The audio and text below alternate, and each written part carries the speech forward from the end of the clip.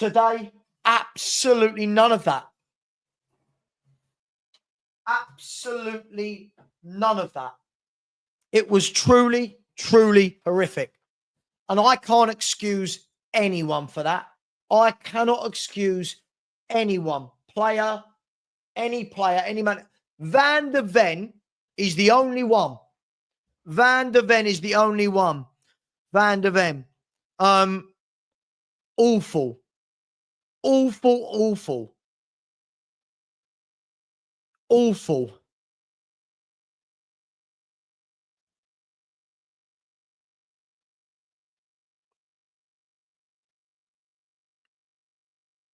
I don't even know. I don't even know a word. I don't even know a word strong enough to say how I feel about that.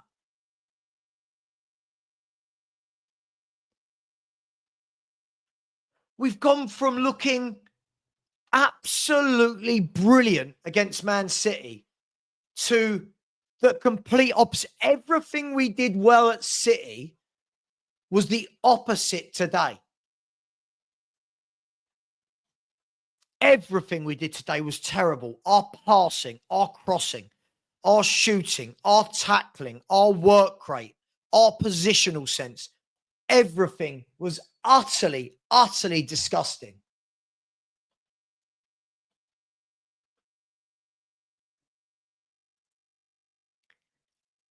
It's 3 games. It's not the end of the world. But I think this has been a big eye-opener to all of us, me, you, all of us, as to what is needed. I hope it's been a bigger eye-opener than anyone to Thomas Frank, because we can't see that again. Thomas Frank's got to ensure we don't see that again. This must be an eye-opener, surely, to all the fans that think players like Richarlison, Johnson, Tell, Odegaard, anybody who thinks these players are good enough and they start talking about top 4, give your heads a wobble. There's no consistency with those types of players. No consistency. It's almost funny how bad we were today. It's almost ironic. It's almost like I can't sit here and call this out when I see shit under RANT and then not call it out under Thomas Frank. That was truly, truly disgusting.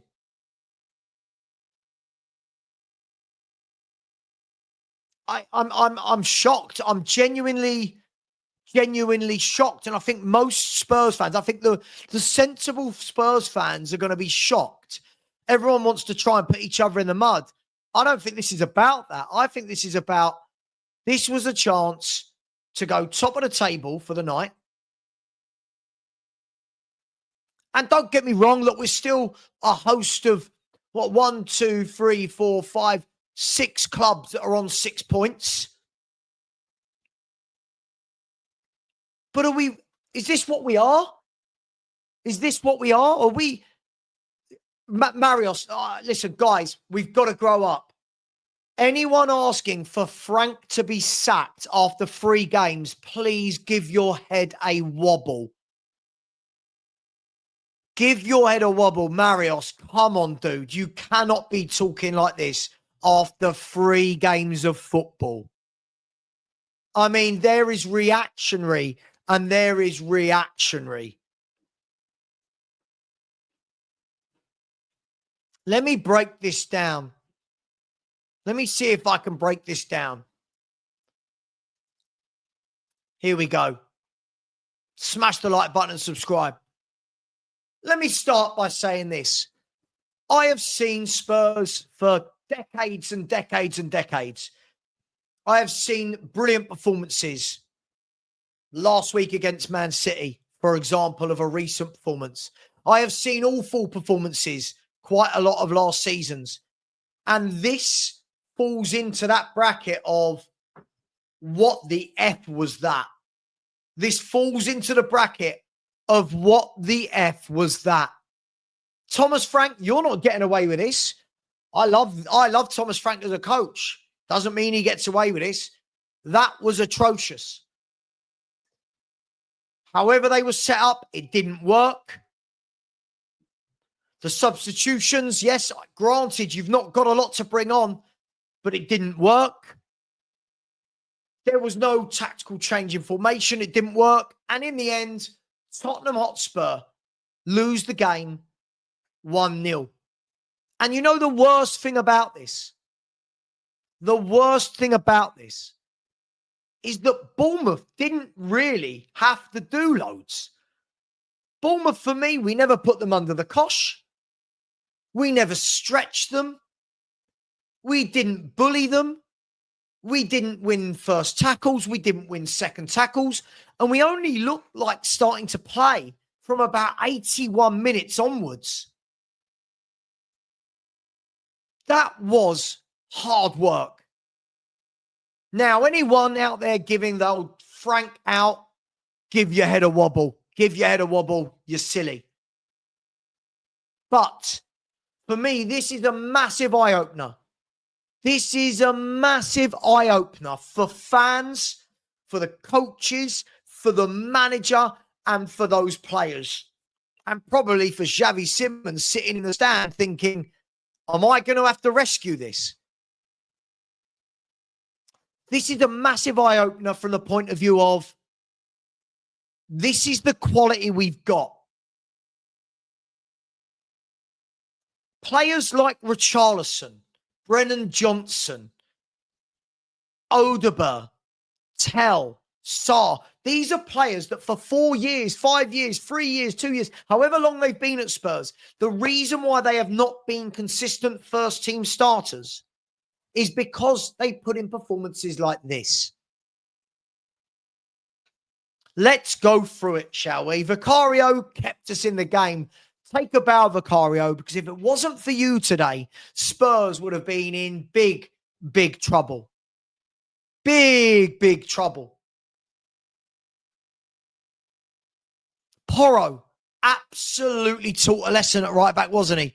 Absolutely taught a lesson by Semenyo, who is a strong, powerful forward. That's the type of player I want to see in my team. Strong, powerful, quick, skillful. And he took Porro to the cleaners. He took Porro to the cleaners today. So a really bad day at the office for Pedro Porro. Centre half, I thought Romero had another one of those games where I watch Romero and go, you are brilliant against the better teams. Against the PSGs, the Man Cities, Man United in the final, Frankfurt in the quarterfinals. Brilliant.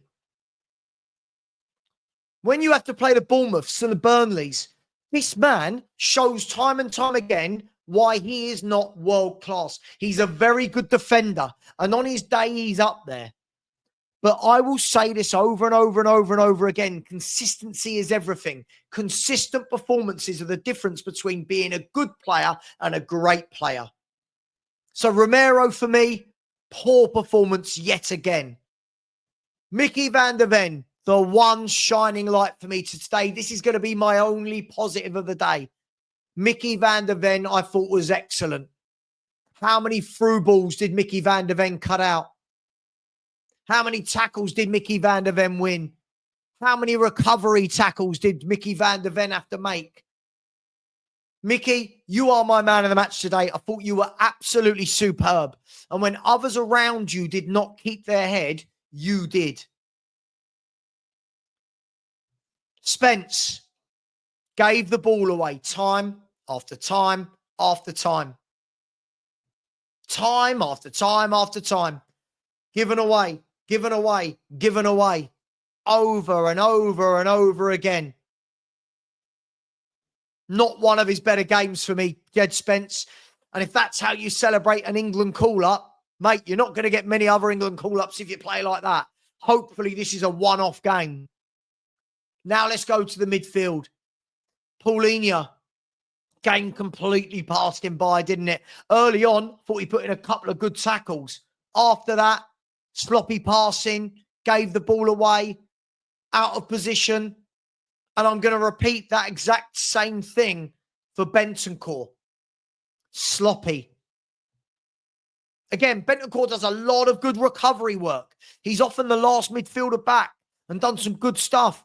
But again, lackadaisical passing, showing again why he's a good midfielder, but not a great midfielder.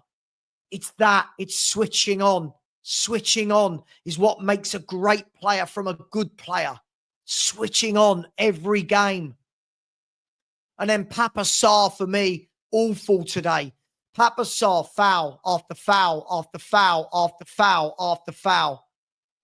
His passing is awful. Now, in games like last week, when we don't have the football for a lot of the time, I think he's brilliant. He nicks in, he wins it, he drives forward. Today, in a game where you have more of the football, you see that his passing range isn't good enough. Again, switching on, keeping it simple, doing the right things at the right time. Again, this is why I think Sarr's a decent player. But for me, these aren't the players that take you to a top 4. I don't even know if there are players that take you to the top 5. So the midfield 3 to me were all very, very poor. Kudus, first half, anonymous. Absolutely anonymous. Couldn't get the ball to him at all. Anonymous. Nowhere to be seen. Really poor. Second half, didn't really see him until about 15 minutes from the end when he got on the ball, started trying to make things happen, beat a few men. But again, another team that have realised that you've got no outlet anywhere else. So they double up on him. They treble up on him.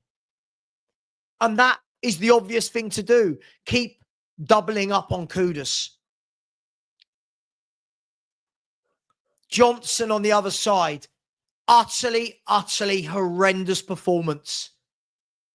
Utterly, utterly horrendous performance from Brennan Johnson.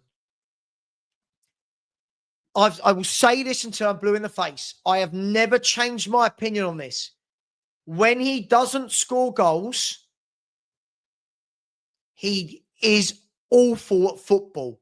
His touch, his control, his passing, his strength, his movement, his crossing. He is dreadful. But you know what he does? Why fans love him? Why he's got this song, Johnson again, ole, ole. Because he does score goals every now and then. But when he doesn't, you get this. Another performance where because he's not scored, we see nothing on the left wing. Nothing from him. He is awful as a footballer. As a goal scorer, he grabs his fair share. I can't take that away from him.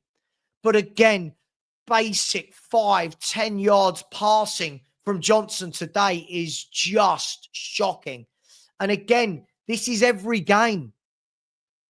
This is what he was like against Man City. But the difference is last week he got his goal ghosting into the box. When he doesn't, he is not a good footballer. I know people don't want to hear this. I know people want to hear that everyone's great, but I will critique when it's due and I will praise when it's due. That goes for the chairman. That goes for the manager. And I'll come into the manager in a minute. That goes for the chairman. That comes for the manager. And that also goes for the players.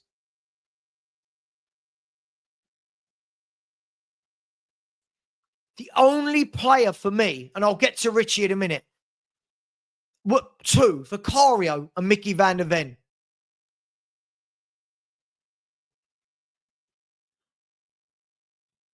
Richarlison. I don't know where to begin with this guy. You know the reason why when I don't jump on bandwagons and people go, oh, you're negative. You're negative. Come on. When Richie stays fit, he's brilliant. We've not seen him fit.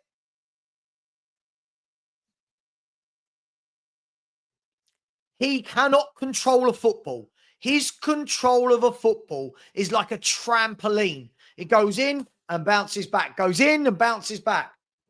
Imagine I'm on a trampoline. He goes down under any tackle. He can't bully centre-backs. He goes down under any tackle and then looks at the ref to say, oh, why no foul? Because you weren't fouled, mate. You're just weak. His passing is terrible. He's not winning anything in the air. But he played really well v Burnley.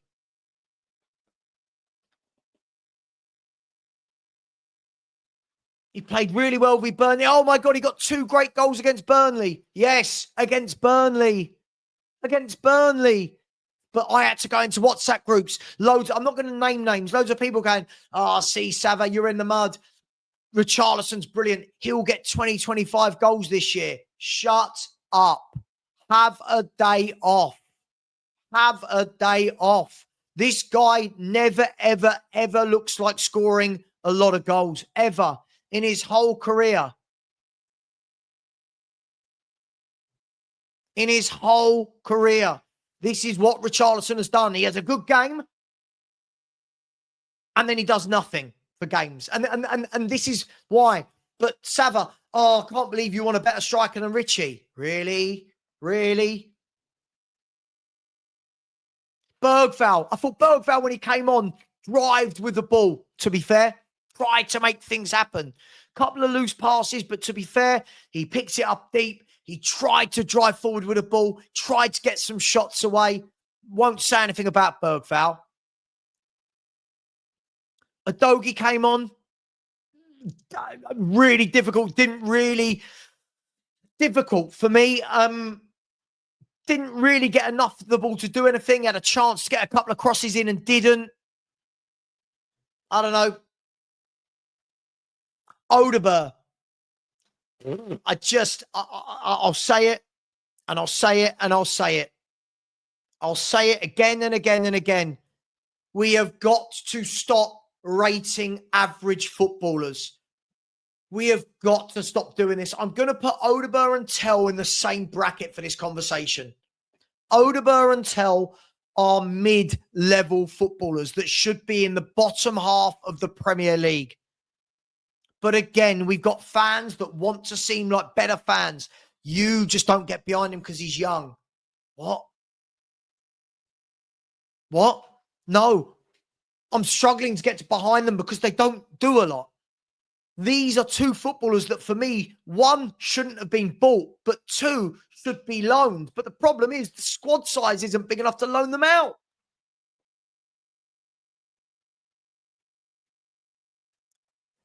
Odegaard looks neat and tidy in the moments that don't hurt the opposition. I learned this a long time ago. Some players look neat and tidy until push comes to shove. And what do I mean by that? When you finally get into those little moments where it's right, neat, tidy, done it. Neat and tidy. Now go and hurt the team. Nope, nothing. Go and hurt them. Nothing. Tell exactly the same. Or as my nan used to say, all fart and no shit. Sorry to be crass. Players who look like they're going to do something and never, ever do. Never, ever do. You cannot. This is why, where I have predicted Spurs to finish 8th as it stands, possibly 7th, the reason I have done that is not through negativity. It's because the squad overall isn't good enough. We will have games like last week and we will have loads of games like this week. And this is the problem.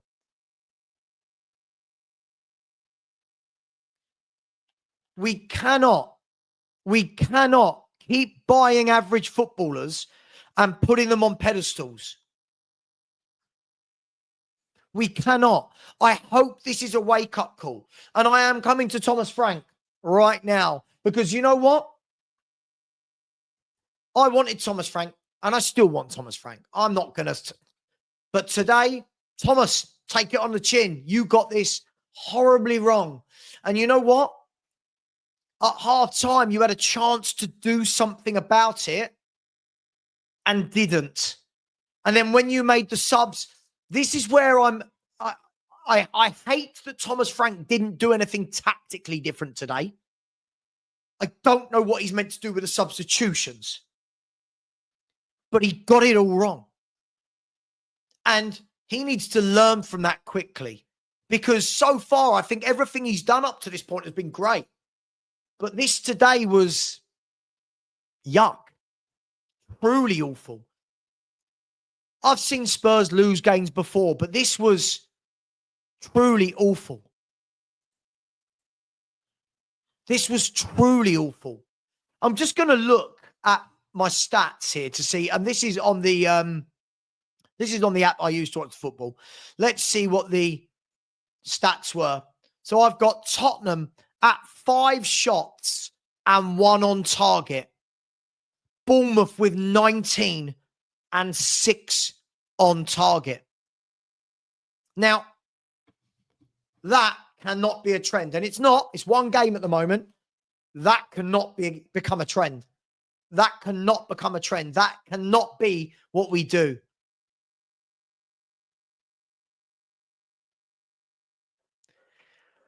I'm going to say what I've said the whole time. Xavi Simons, superb signing. No one's doubting that. I'm going to stay true to what I've said. No flip-flopping. We need 3 more signings before the end of this window of quality. We need a striker, we need a left winger, and we need another defender.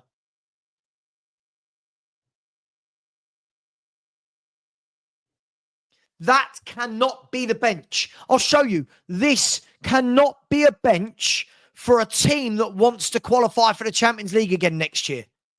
Kinski, Danso, Tell, Adogi, Gray, Bergval, Solomon, Odeberg, Davis. This cannot be the bench.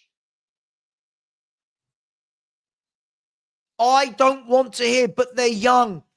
They are not good enough. There are young players in the Premier League at this age that are good enough. These are not. Thomas Frank needs to change from what we saw today. He got it spot on, I thought, against PSG, against Burnley, and against City. But we can't see that today. Thomas Frank, give your head a wobble. Give your head a wobble, mate.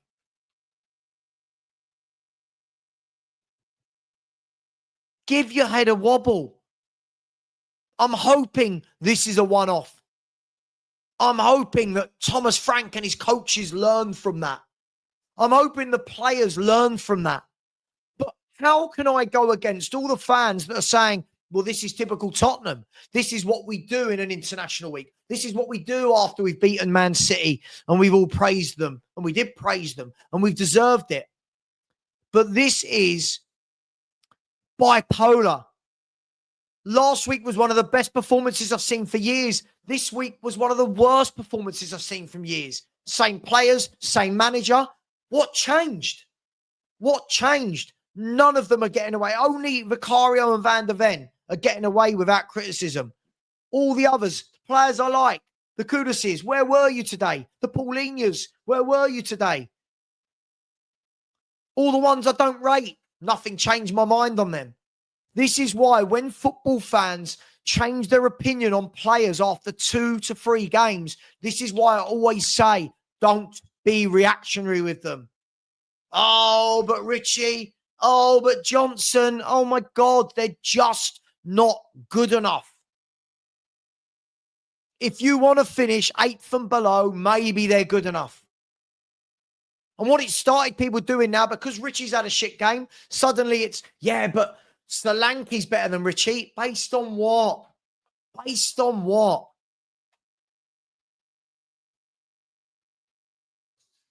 We need quality.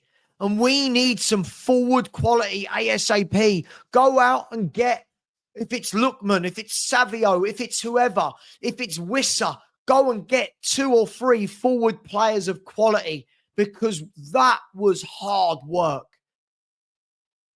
That was hard work. Really hard. We should not be starting a season with Johnson on the left and Richarlison up front. But what else is there? What else is there? I'm going to get to your comments now. That is my rant over. I'm just so deflated by that performance going in to the international break, and we've got to stew on it. We've got to sit and stew on that for 2 weeks. Is this a one-off? That's what we've got to stew on. Is it a one-off?